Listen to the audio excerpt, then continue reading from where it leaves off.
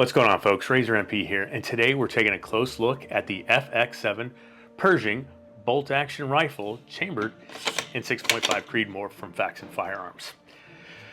For full transparency, this rifle was sent over by Faxon for testing and evaluation. While I do have an affiliate relationship with the company, this review is based entirely on first-hand use and experience. No fluff, just real-world performance. A huge thank you goes out to the channel members and subscribers for their continued support of the content, and of course shout out to Scottsdale Tactical for always backing the channel as well. As a quick note for YouTube, this video is for educational review purposes only. All testing was done safely at ParabellumAZ, one of my preferred long-range ranges here in Arizona. But let's get into the rifle. At the core of the FX7 is a short-action bolt receiver machined from 416 stainless steel finished with a low-glare ArmorLube DLC coating that's built to handle abuse while resisting corrosion. Really important. The bolt itself is crafted from flame-fluted 4340 carbon steel, say that fast, lightweight, eye-catching, and it glides through the action like it was buttered. Whether you're running it slow or cycling it quickly under pressure, it feels fluid and controlled. It features a short 70-degree bolt throw with 6 locking lugs arranged in 2 rings of 3, offering solid lockup and quick cycling.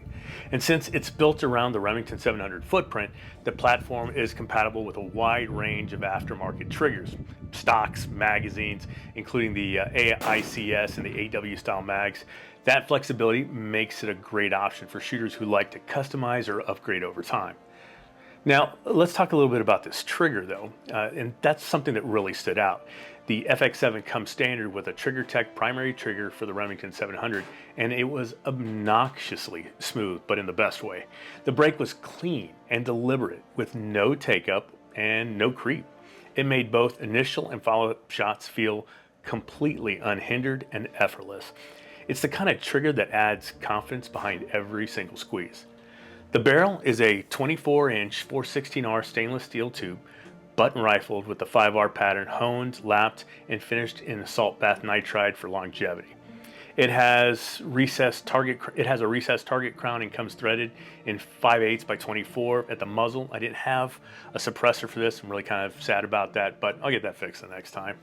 It's ready for a break or a suppressor, like I said, next time. The 1-in-8 twist rate is ideal for stabilizing the heavier 6.5 Creedmoor projectiles in the 130 to 147 grain range, perfect for those long-range work or competition. And since the FX7 is chambered in 6.5 Creedmoor, it's worth taking a second to talk about why that matters. Now, the 6.5 Creedmoor has built a pretty solid reputation in both competitive and long-range shooting for its flat trajectory. It has impressive ballistic efficiency and relatively mild recoil. It retains velocity well at distance and delivers less wind drift than traditional 308, making it easier to stay on target when conditions aren't ideal. It also tends to be more forgiving on the shoulder, especially in heavier rifles like this one, which is a big plus if you're running long strings at the range or during a match. Now, the model I tested came equipped with an MDT Faxon co-branded aluminum chassis and an MDT skeleton stock, complete with weight kits installed throughout. This was an aftermarket setup, but it really illustrates how modular the FX7 system is. The added weight kept the rifle absolutely anchored during recoil and helping it really return to target with almost no disruption. With that configuration, the rifle came in around 12.5 pounds. Don't quote me on that. I can't remember if I weighed it before or after the weights were added, but I'm pretty sure that's after the weights were added, and measured roughly 44 inches, giving it a stable, competition-ready footprint. Now, one detail I appreciated was the pistol grip, which was included with this setup. The enlarged trigger finger rest did a great job of isolating movement during the press. Subtle, but effective. That said, it's clearly designed with right-handed shooters in mind. It may not offer those wrong-handed shooters any advantage. You know who you are. The stock itself has a few solid features, but there are some things I would have liked to see. For one, a folding mechanism would have been nice to make it easier to transport. I know folding stocks aren't always the go-to in PRS setups, but most of my rifles serve a dual purpose. Having the option to fold it down that makes life a little easier when packing it up for the range or traveling, just one of those niceties.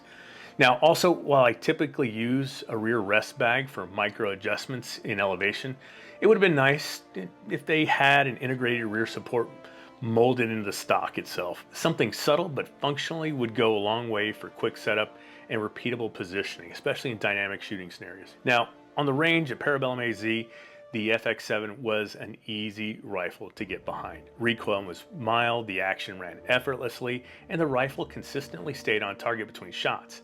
It's clear that Faxon wasn't just looking to check boxes, they were really building a rifle that could hang with serious precision rigs right out of the gate. So, is the FX7 worth considering?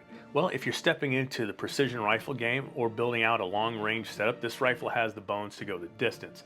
It offers the performance, modularity, and flexibility without needing a ton of upgrades.